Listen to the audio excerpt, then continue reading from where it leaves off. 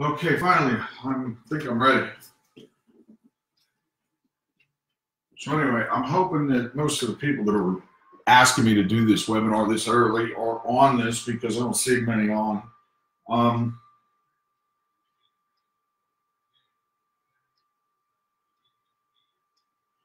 If not, these things are recorded anyway, so you can go back to it later. But what I wanted to do today was go over some strategies that I use inside the house to, well, actually some strategies for the beginners, some new people out there that are struggling, getting started. And as I've said in the past, and I'll say it again in most of my videos, that what you have to do is you got to get educated on the carriers. Number one thing you got to do is get educated on the carriers.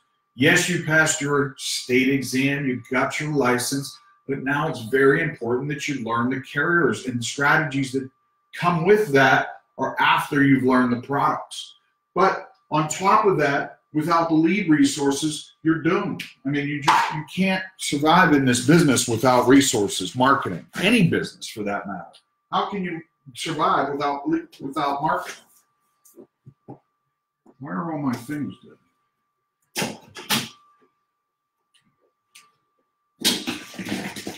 I get a pen in there. Leads. So ask yourself this: how many leads are you ordering per week? And ask yourself this question too: what is my goal? And then also ask this: am I hitting that goal? Am I achieving that goal every week? And if you're not, it comes down to just some simple things. It really is simple. If you're not achieving your goals, it's due to a lack of lead resources, number one. And the resource itself, where you're getting your leads, is important. If you're getting junk leads, you're gonna run into people that just already probably been seen before, low demographicals, no money, bad health, things like that. When you get top resources, you got high end, you got somewhat of a higher income level, you got better demographics, you got better health, you got better all around system to be able to sell your products to these individuals on a daily, weekly, and monthly basis, making you more money. So you've got to get your resources straight. Again, number one, you must learn your products. You've got to learn your products. Number two, you've got to have a steady lead resource coming in. Without this and that, you're doomed. I mean, you're absolutely doomed in the business, the industry itself. So get this part straightened out. Inside the home, I teach people some simple strategies. I mean, I used to do this inside the house. This would be a piece of paper, and I would draw this out on a piece of paper so I remembered the client's names. So if I put Joe here, I put Ann here, and then I put their age, let's say just to start that these two are 65 years of age, and they're looking, let's start with mortgage protection. They're looking for mortgage protection. Now, they have a mortgage that's $200,000 for 30 years. See, I got notes on this stuff right in front of me. I take the lead, I show it to them, I prove that, I get confirmation that they understand why I'm here, making sure that even through the telephone call, the appointment, that I kind of pre-interviewed them to find out, have you ever had diabetes? In the past 4 years, have you had cancer? In the past 4 years, have you had any heart issues? Are you on any certain medications? If you pre-qualify them on the phone, you'll be able to know better what you're walking into. And you'll understand, hey, look, this is the products I need to use. Before you even walk into the home, you'll know what you're going to use. You can even do index universal life illustrations before you walk into the home when you get good at this. Teaching people how to use the strategies listed in the cash values to not only pay the house off earlier, but also get them to understand that they're putting a savings account away while they're protecting their house, that they can even overfund. All my clients know how to overfund their index universal lives. They understand what that means. They understand that they have the option to overfund it, to take advantage of the interest levels on the product and gain momentum for retirement. So That's another story. We'll get into that. But you want to keep it simple. You use the term return of premium products. Term, return of premium products, and talk about the value it brings. What values do you have? You got living benefits. You got, if you couldn't bathe, eat, dress, toilet, continuance yourself around, you couldn't transfer yourself around, if you couldn't drive a car, for God's sakes, that money's yours while you're alive, Mrs. Jones. You also have the ROP, the return of premium aspect of the product. So you've got to get them their money back. Whatever I do, I try to get people their money back, whether it's through the term ROP or whether it's through the Index Universal Life. There's only so far you can go with the ROP, and most of them are to age 50. So after 50, you're stuck using an Index Universal Life anyway. So if these people are 65, I don't have this option in this situation. So it just doesn't work. So I have to use this product or just straight term.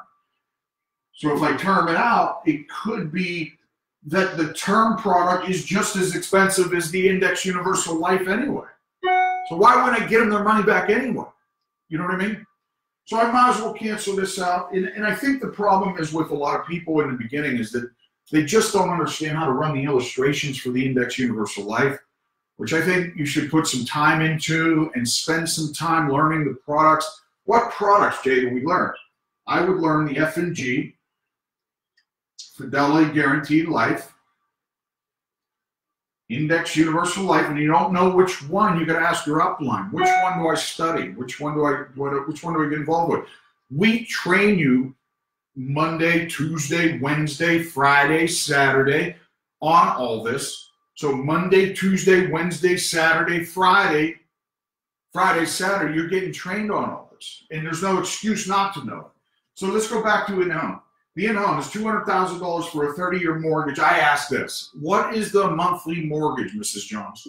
Mr. and Mrs. Jones, how much is the monthly mortgage? It's $1,000 a month for 30 years. Okay, my job is to show you some options. I want to give you your options. I want to make sure that neither one of you have to leave this house. And if God forbid we take out Joe, can Ann afford to stay here? So some of the things I'm going to show you is some just basic math problems to make sure that there's enough money at the era of time that Joe passes away so Ann can continue the house and afford or never lose the equity. I talk about the equity a lot because it helps me define what that house means to them. It is a home, yes, but it's also an investment. So the equity is very important. Talking about the equity allows them to see, a bank account, a value that they don't want to lose to the bank. Who owns this home? Who owns this, truly owns this house is the bank owns this home. Nobody else owns this house until it's fully paid. So to understand that the bank owns the home, and sometimes you'll run into this, and if you don't ask, you'll never know. Are both of you on the house? Not on the deed, on the payment plan of the home, the payment structure, the payments. So if Joe's the only person on the payment, he's the only person that, besides the bank, really owns the house.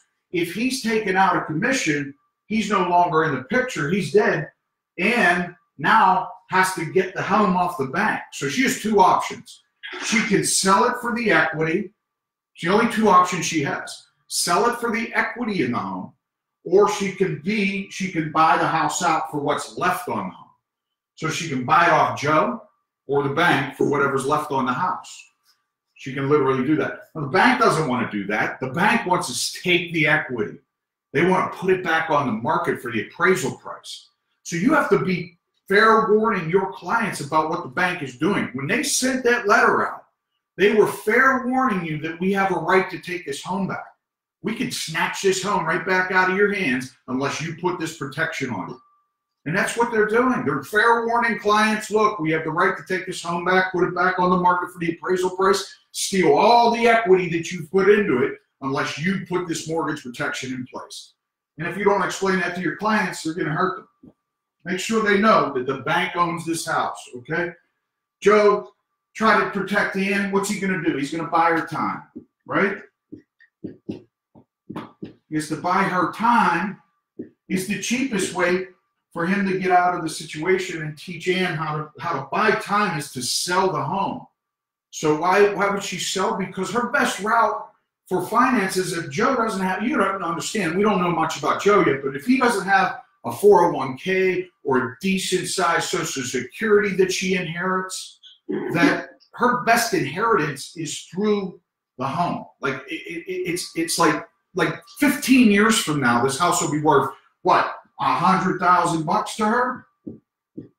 So when she sells, she can live a life at what? Now she's went 15 years on. This woman's 80 years old. She's going to need that $100,000 to finish out her life. You know, having a payment plan on a home isn't something an 80-year-old's going to want to do. Getting into some small apartment to finish out their days maybe with $100,000 in the bank or in some kind of investment portfolio like an indexed annuity. So this is what you need to do with the client. You just teach them about their options to sell the home basically and or buy out the back end of the home. If you don't realize that the home isn't owned by each partner, like say that you walk into the house and you ask, do both you own the home? And Joe says, no, I'm the only owner, but we're married. I own the home's in my home, my name. I mean, Ann doesn't own the home. She has simply two options. Just remember the two options she has. She could sell it for the equity, or she can buy out the back end of it, okay? And then she can own the home that way. So whatever the policy is that you put on them, make sure it does those two things for them. What would I do in this case? I would probably look at something at an age 65, it would justify towards their income. What else can I do? I can't go beyond their income, right? Or whatever's left over at the end. Here's how I figure that out. It's real simple. Here's how I figure out people's income. Hey, Joe, Ann, at the end of the month, when you're done paying all your bills and you've spent all your party money and you've had a great time that month, you have between $500, $750, or $1,000 a month left over. And they might say, hey, we got $750 left over. Well, I know that I could put a $200 a month policy there, and it would be okay. They still got $500 left, right? They got $550 left. I show them. So if you did this with me, I'm going to ask you a question, Joe and Ann. Could you survive? All your bills are paid. Can you survive on having $550 left over? Plus, you had all your fund money. This is just extra money. This is extra cash left over. But in my situation, your $200 is going into a savings account that you can have back later. But Joe, what you're doing is during the time that you're paying this mortgage, you're making sure that Ann has a way out, that she cannot lose the equity in this home. Now, here's the other thing, Joe, is if Ann dies before you, you just cash his policy in. So it comes with cash value. You just cash it in. Don't worry about if Ann passes away, you cash it in. And if you pass away, Ann collects the bigger check, yes, but that's what it's for. It's to protect your wife. So we could buy her time and she can get the equity out of the house. Now remember, Joe, you're going to lose Ann's Social Security and vice versa, and you're going to lose Joe's Social Security. And I want you two to know something here. Hey, Ann, did you know that you have to wait 6 to 12 months before you'll receive Joe's Social Security income? So what number will you be riding on? What number will you have? What Social Security income do you have right now? What do you have right now? I bring in $660 a month. Okay, your mortgage is $1,000. You can't survive this. You'll be out. You'll have to walk. I'm sorry to be the bearer of bad news, but you got to go. So at the end of the day, we have to get her enough money to survive this time. It's that simple. It's really about buying somebody time or helping them pay off the back end. There's not too many times in mortgage protection do I walk in paying the whole place off. I mean, financially, they just can't handle it. There's not enough, their health or whatever, the product, they just can't afford to do it. Some of the other things I do is I do try to find out what the income is so I can understand. Social Security to me is a big void in time, so that 6 to 12 months that they have to wait can be a sales point for you, which means this. If Social Security, Joe, what's your Social Security month? What are you going to believe, Ann, in Social Security? Because you're the higher of the two. Is that right, Joe? Joe, you're the higher of the two Social Securities, and Ann's going to get that Social Security. So what are you going to be leaving her in Social Security income? I got $2,000 a month. Let's make it 1,000, because that's more like some of the times you'll run into. And your Social Security, when Joe passes away, you have to wait 6 to 12 months before you receive it. This is the worst case scenario too I'm bringing up, all right? So, Ann, you have to wait 6 to 12 months before you receive his $1,000 a month. What are you going to be living on? I make $660 a month. We know with a mortgage is $1,000 a month, because I asked, how much is the monthly mortgage? That she can't stay here anymore. She's got to go. All right? So at the end of the day, what did I do? I want to buy her time. I want to fill in the void. I want to get her a way to sell the home, get the equity out. Boom. I'm going to buy her time, or I'm going to pay off the back end of the house. That means Joe dies later. Okay? Let's say I'm going to give her 50 grand. It does two things. It buys her 2 years of time, with $1,000 a month to pay the mortgage, sell the house. You could sell it in 30 days. You could sell it in 2 years, Mrs. Jones. So, or Joe dies later in life, you got 50 large to pay off the back end of the house. Okay? So, again, what you're doing is you're figuring out what is going to be in place for the survivor. That's important. You figure that out, and you'll have figured out the problem that they're going to run into later. It's that simple. For those of you on Facebook, if you comment down there, I will answer in there. And if you have anything to say on the webinar, just ask. So if we take, look, these two ages are 65 and 65. Now, I have people buying homes in their 80s now, too. So what I'm going to do is I'm going to lessen this. This is, remember, your two options with these people are this. They can't have return of premium. You can't do that. But you can do term, or you can do an index universal life. Or if their health is no good for this, you just get them a whole life product, a final expense product, something like that.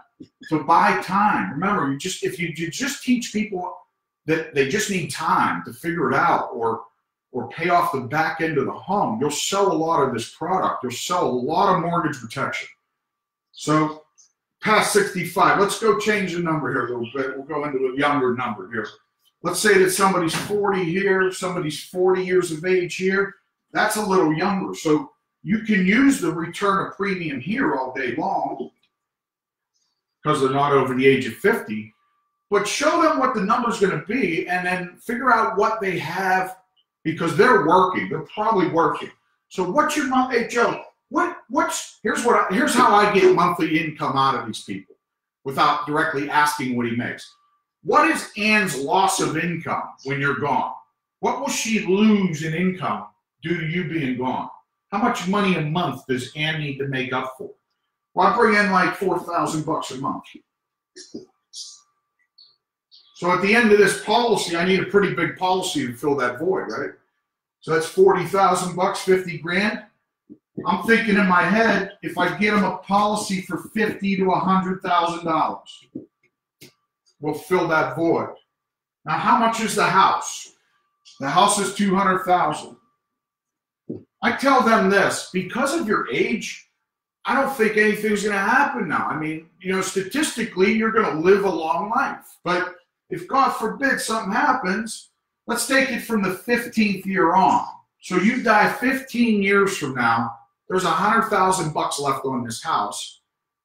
The reason I'm doing this is because I want to make it affordable. If I try to pay this, get them to get a big number in place, they're going to look at you like you're nuts. They don't think it's worth it to buy a product that pays the whole house off at age 40 with an income of $50,000, $60,000 a year. They just don't think that.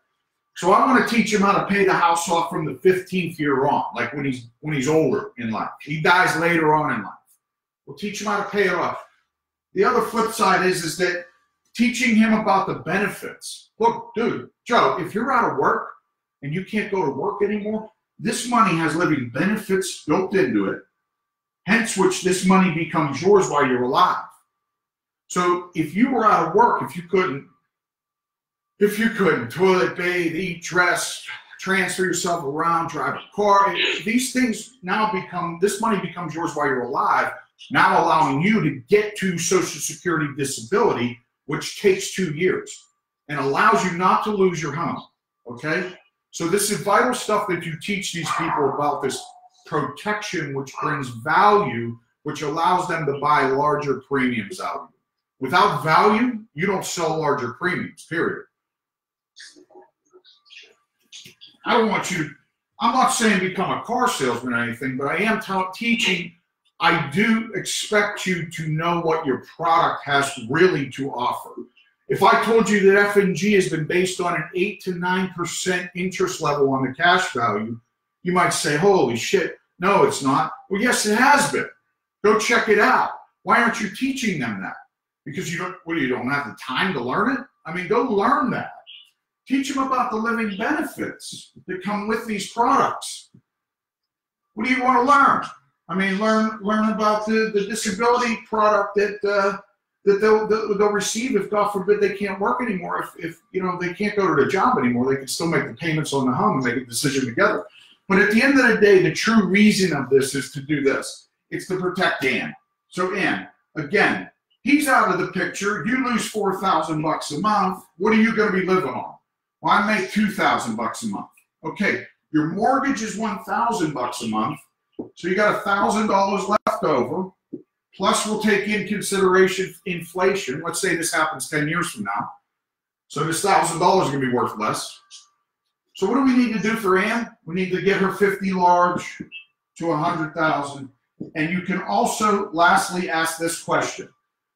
I always ask this question, and I say that at the end of the month, when you two pay all your bills off and you have your fund money out, how much money do you have left over at the end of the month? What do you got left over? You got $500? You got 1,000? Which one are you closer to? Are you closer to 500 or 1,000 bucks? We're closer to 1,000 bucks. Okay, well, let's treat this like a savings account for retirement. Let's talk about your retirement. Joe, what do you got in place for retirement? I got a 401k. Great. So you're probably going to retire in the next 30 years with 100,000 to 200,000 put away. That's, and if you plan on retiring at age 65 and living the next 30 years on 200 grand, it's not going to work. You know, you're not going to have enough money. But this is how I do my retirement, Joe. I'm going to show you how I treat my retirement. I earn 8% interest with no downside market terms. I want to get you involved in something and take a look at something anyway that I use for my retirement, which also protects my wife from the loss of a home. And if I'm out of work, I get the money while I'm alive. So then I would have to do an illustration for this. Or if you're good at this, you can bring the illustration before you get to the house.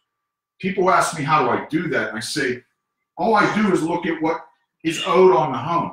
So if somebody owes $200,000, I will do an F. You know what's a good one for you to, for all you to start with, by the way, a great product to start with when it comes to putting money away for clients is the Smart UL. Forrester Smart UL with interest on the money, living benefits, and a way for them to overfund. That means that they can put more money in to take advantage of the interest levels and make more for retirement. So this is a great product to use for that situation. It really is. So if I were you, if I were all of you on here, I would learn this Smart UL, Forrester Smart UL. I would learn the F&G, IUL, and I would learn your term products, whatever you're using for term. I don't know what you're doing for term, but whatever you're being taught to use for term, and learn about the ROP and the living benefits. If you do this, you'll be a master at mortgage protection. You'll know exactly what to do in the house. It's not that difficult. Now, the next step would be how to lay it out, how to speak in the house. And that's just the part that comes pretty simply once you know the products. But I can teach you real quickly how to flow in the house. Just real quick, I'll do this. This is a piece of paper I draw out on a clipboard. Okay, this is just a blank piece of paper. I want to know both their names because I forget names. So I write them down. I ask them what the monthly mortgage is. It's $1,000 a month.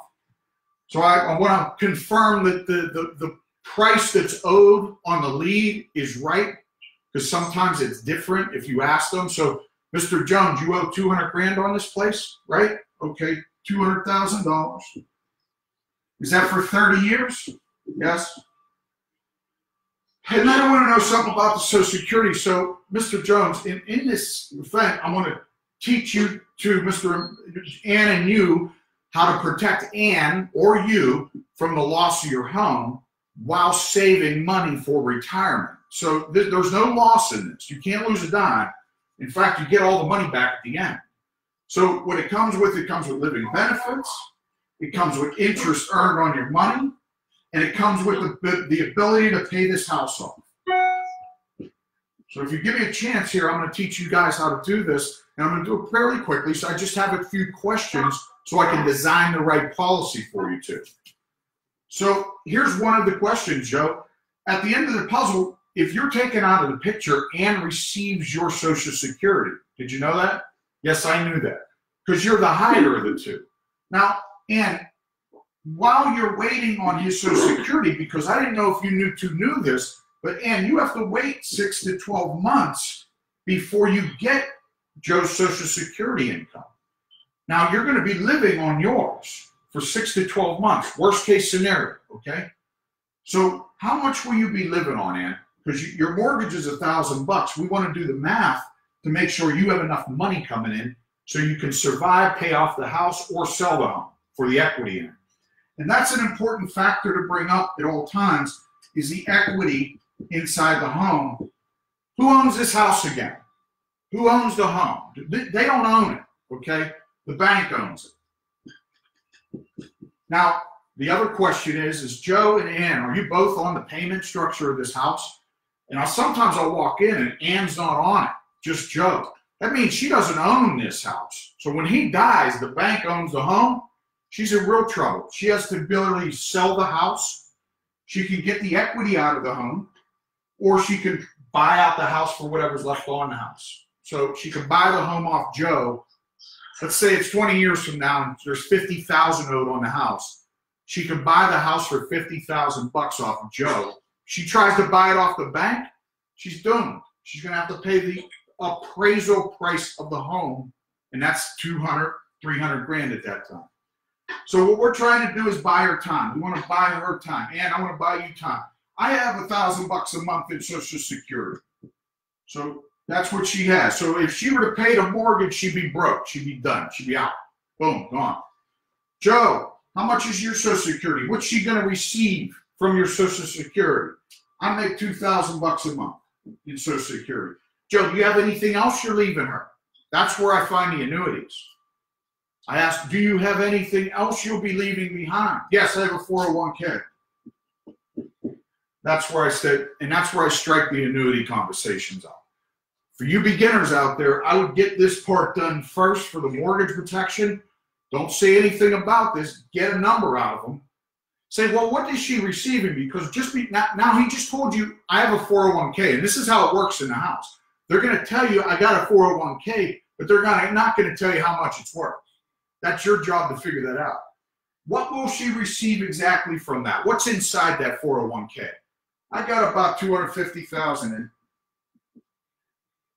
Now, for you beginners, writing that down to putting that aside for now and working on that mortgage protection is important. You need to get paid. You need to keep your leads coming in. You need to, keep the business running.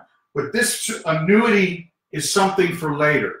So when you get this policy done, you deliver that damn thing and you show him, provide him information about an indexed annuity, usually from Athene. And you show him about the bonus, the interest levels, and how he can double his money every 10 years and never lose his money to market volatility. Okay, that's important stuff. Because that's bank there, man. You got 8% on your ass on that annuity or 6%, that's great money. That's good stuff. What is that? That's It's 100,000. It's 10,000. So it could be easily $15,000 to $20,000 sale for you, and that'll really get your business going. So let me answer this question. Let me see what's up here. Can we see from start to finish the role play of you do this? Just to sit down with objections also. Well, I don't have anybody to do it with, bro. You know what I mean?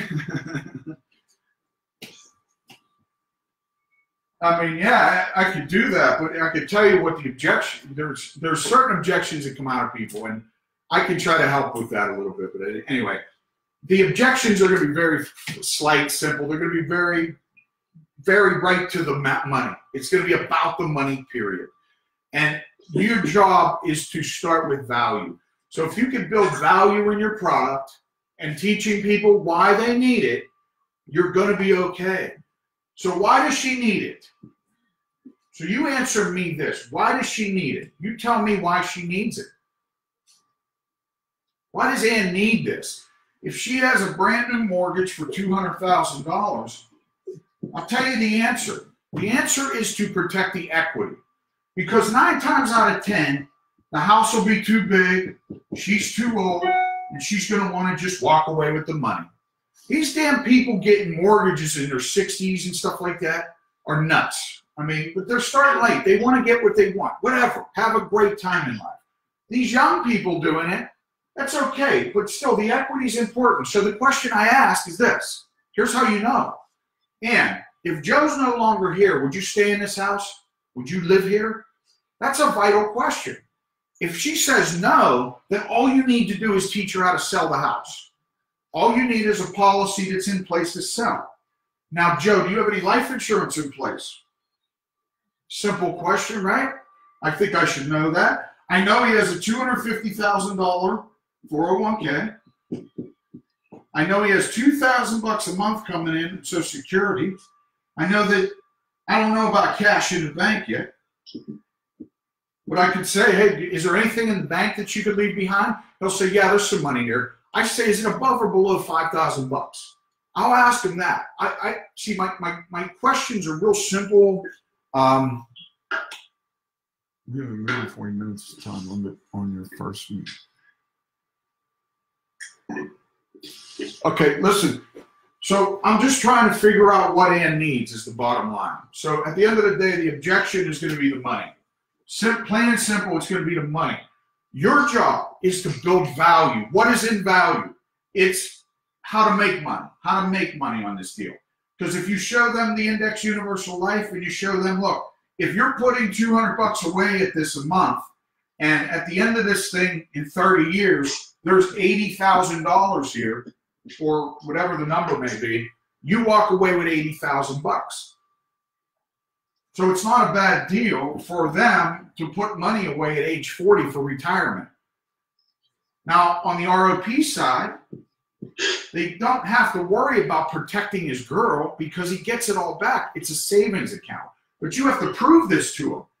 It's a savings account.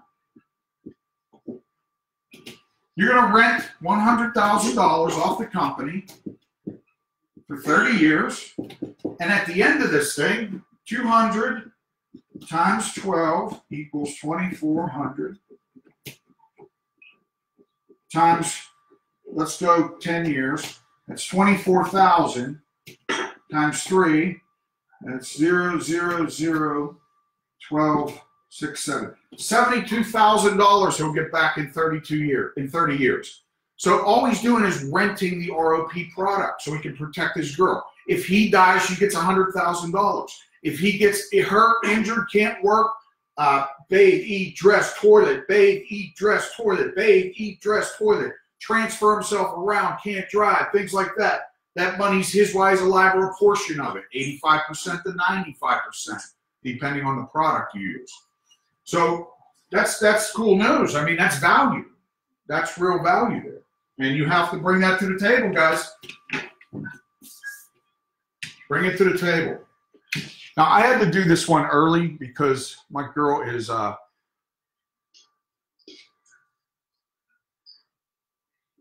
Oh, yeah, I could do that with Alyssa on another training, Dan. Yeah, I got it. Okay. Okay, yeah, if I can get her ass on here sometime. She don't want to be on film. So, all right, here we go. Look, let's change this age up again. Because 9 times out of 10, you're going to be dealing with people 50 and above, all right, with this mortgage thing. So I'm going to take us back to 65. Anything above like the 62 thing, the 65, you're going to be dealing with straight Social Security income and retirement. If they are below the age of 60 and below, they probably are still working, making it simple for you to understand what the 2 different categories are. You have retirees and you have people working. Now, the people working are going to want to see something that they can put away for the future. The people that are also retired want to see something put away for the future. Either way you're doing this with either individual, they're going to want to see what their money is. Why are they spending money on this? That's the question. The number one question you have to answer is, why are they spending money on this? So if you were smart, go make a list of why somebody would want to spend money on mortgage protection. Why would they go research it? Go look at the loss of homes out there. Go look at the loss of jobs. Go look at the people that get injured, the heart attacks. Show them proof of statistics on heart attack, cancer, smoking, anything that they could get at car accidents, for God's sakes. And make sure you bring in proof by statistics. It would help if we all had statistics. It would really be beneficial. I just teach them about the statistics verbally. But it would be very helpful to show. That's why I draw everything out, because they can see all this, and I can go back into my notes and see what I did in the past about 5 minutes ago, writing it all down, paper, sheet by sheet, you know. So I got, you know, Joe's 60, Ann's 62. They have, they want. Let's talk about final expense. Simplicity of final expenses is that there could be mortgage involved in there. So I teach you how to get more premium out of people by bringing more value and bringing more things to the table that Ann would need to cover when Joe's gone. Joe, yeah, we know we have a funeral, but is there also a mortgage? So is there a mortgage payment too? So Ann, why don't we do this? Why don't we add another $12,000 on to buy you a year of your payments on the mortgage? That way you're not so roughed up, and you can really, you know, get yourself placed in. You got the funeral paid for, but now we have a year's worth of mortgage payments taken care of too. And what that does is that increases your premium and helps you make more money. How about sending the kids to college? You guys, if God forbid something happens, well, these two have to be younger to do this actually. Let's say they're 40 and 40. So anyway, sending the kids to college. Let's do that. Let's add some money on here. So we can easily get the term products on these 40-year-olds, get an ROP on it, and the cheaper way is without the ROP by all means. But I just want you to know that I don't do anything that doesn't get people their money back. I do everything to get them their money back at the end. So whatever I got to design gets them their money back at the end. And with that being said, I don't know, you know, of what else to do. With the objections, though, I'm telling you right now, it's going to come down to the dollars and cents. So that's why this part's important. As stupid as this looks, it's valuable. Okay, Joe, and at the end of the month, when you pay all your bills off, you paid your mortgage, what's left over? Is it between $500, $750, or $1,000 a month left over? We have about $1,000 a month left over. Now, what are you doing with that? Well, we give it to the kids. Well, no. I meant what's left over. What do you don't touch? Do you put it in the bank? Yeah, we try to save about $500 a month. Well, if I'm going to teach you how to use that, you know, your savings account doesn't have interest on it. So I have a method that teaches young people like you how to put money away with interest compounding on it. So when you retire, you don't just have your 401k, but you were lucky enough to meet me to design something for your future on top of the 401k.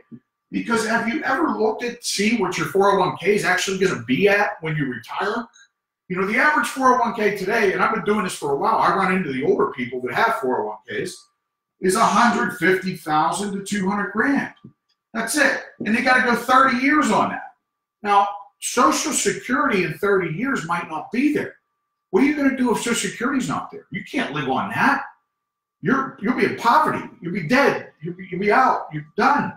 You need to do something on the side. So let me ask you a question. If I were to take $100 of this and left you with 400, could you survive? You'd be okay, right? Yes, I'd be okay. Okay.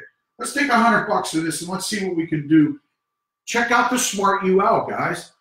Call Foresters and have them run an illustration on a 40-year-old male for Smart UL and show what the cash value returns look like. They're not as high as F&G, but they definitely will help create a sale to where he can overfund the product. Ask them on the phone, can he overfund this product? They'll say yes, which means he's allowed to put extra money towards it as he pleases to a certain level and earn interest on that money. And that's cool. But for beginners, I'm going to tell you, if I were new at this, again, I didn't do it the way most beginners do it. I really started with the Index Universal Life. That's how I think I almost one of the most, innovative guys at doing the Index Universal Lives when it comes to mortgage protection. But to make it easy, I would just stick with the term products or the Smart UL for now. And once I've mastered these two, while I'm mastering these two, I should say, I'm looking to look at F&G's IUL at 8 to 9% interest for the cash value portion. And we can teach you how to create illustrations that'll provide your clients with incomes that they never thought possible, or retirement plans that they never thought possible. So it works out for everybody, guys. Objections are going to come down to the money. I'm telling you right now, if you didn't do your job, because if they're complaining about the money, you didn't do your job building value. So as soon as you walk out the house and that person said no, know that you didn't build value enough. You didn't build a value. You didn't build trust. There's rapport to the point of trust between us, the human, and then there's rapport to the point. What the hell? Is the video still on?